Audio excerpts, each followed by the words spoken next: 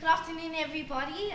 My name is Stacey Fru. I'm a 9-year-old multiple award-winning author. I come from Joburg in Gauteng, and I came here to support Reketse, and also to talk about my books and to launch my 2 books. I've written 2 books, Smelly Cats and Bob and the Snake. But the main focus is Bob and the Snake because it's the new one. Smelly Cats was published in 2015. I came here with my family, my mom, my dad, my 2 brothers, and my 1 sister. And it was quite a long drive, but not that long.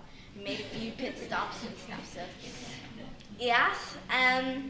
So the first book, Smelly Cats, is about 2 cats called Mark and Mac, who go to the same school for 6 years. During this period of time, they fight a lot for friends because they don't want to be lonely, they don't want to be the lonely one. And so they keep on fighting a lot, and they get into trouble, and they sabotage each other, ... And the second book, Bob and the Snake, is about a boy who loves snakes, and he hears his parents talking about getting him a snake for his birthday. And he's excited, he's overexcited. So he starts preparing.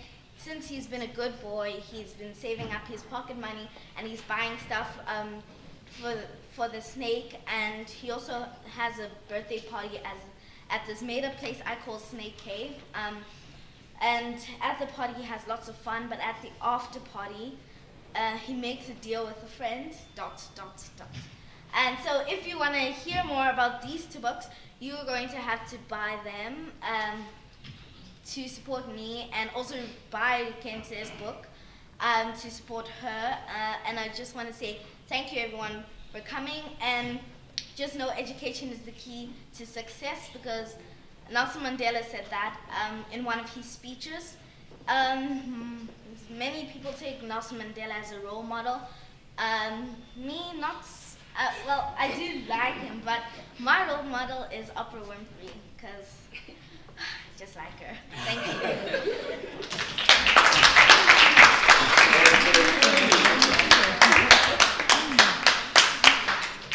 Good afternoon, everyone.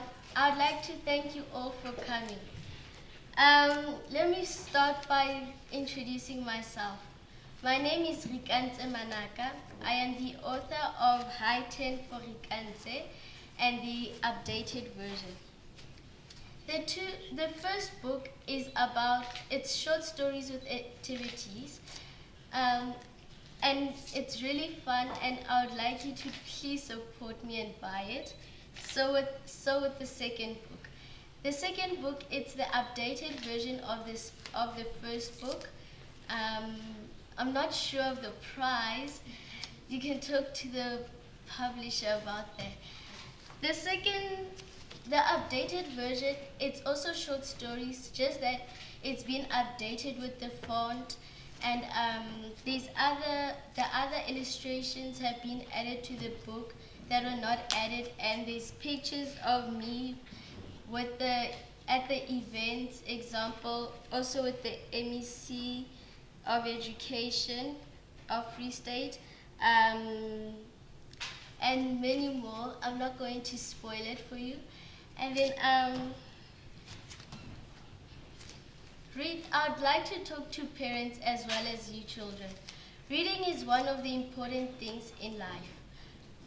If you can't read, you wouldn't know any words in the world.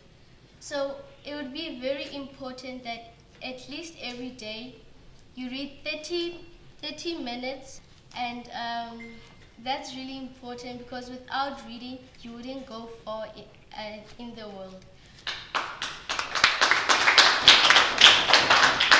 Lastly, I'd like to thank my parents, my sister, Stacey's siblings, and others. I'd also like to thank the others that couldn't come, but that said all the best to me. Thank you.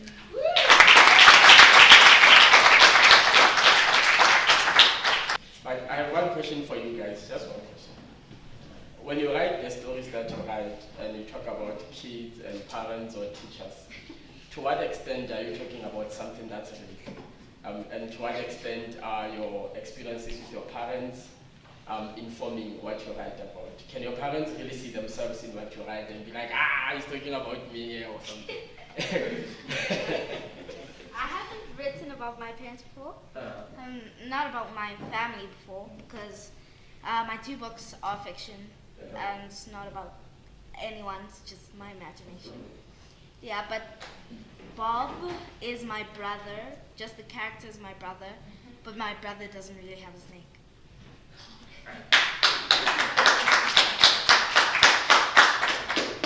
And then in my book, the characters, yes, it's my friends, my mother, and yes, and then no, it's not true stories, but there's more to come that is a true story, but not the characters. How do you decide on which story to write now? Is there lots of stories waiting here and you decide, now I'm going to do this one, or is it growing as you're living and you're seeing it? So just a way of, how do you decide? And that's for both of you. How do you decide on your next book or your next story? Which story to write? Do you have stories all coming at once, or it's a story a day? How do you go through that process? Well, with me, the thing is like, if I see something happen, it like I get a click in my mind that like, yeah, there's a story, you can come up with a story, going with what's happening in the world, just being more creative. And for me, it's like a story rushes through my head and it's staying there and it's like telling me what to write. And then my imagination comes in, and that's when I start imagining how the pictures are going to be, imagining the next page, the next scene, and all of that. Looking at that age, I'm wondering if, in the normal day, do they sit there thinking about stories, or do they get time to play with dolls and with other children? We're very proud of you. We're looking forward to more books in future. And I just have a question. How many times, ever since you guys have written your books, how many times have you read your stories? Like actually sat down and actually said, I'm reading my book. With the first question, yes, I do get time to play with my sister and my friends. And then if it's not with my sister, like if she's sleeping or something, yes, I do go outside and play, maybe soccer, stuff like that, with the other children. Okay. The first question, I do play a lot. This year my mom put me on a strict schedule of studying, because in grade 5 and 6 you work towards getting your academic badge. So like I have 2 hours of studying and then like I have time to play like trampoline soccer or trampoline volleyball or stuff like that. For the second question, I don't really read my books that much. I don't. But as soon as they as soon as it's done being printed, I will go through it and just see if there are any mistakes and if there's anything I don't want. Yeah. And then with me with the second question, yes, when I write this story, after I've written it, like I'm finally sure that this is the end of the story. Yes, I do read the stories, and of course, when it's like book launches and I have to say what the story's about, I do read it because I have to give you information so you can get interested.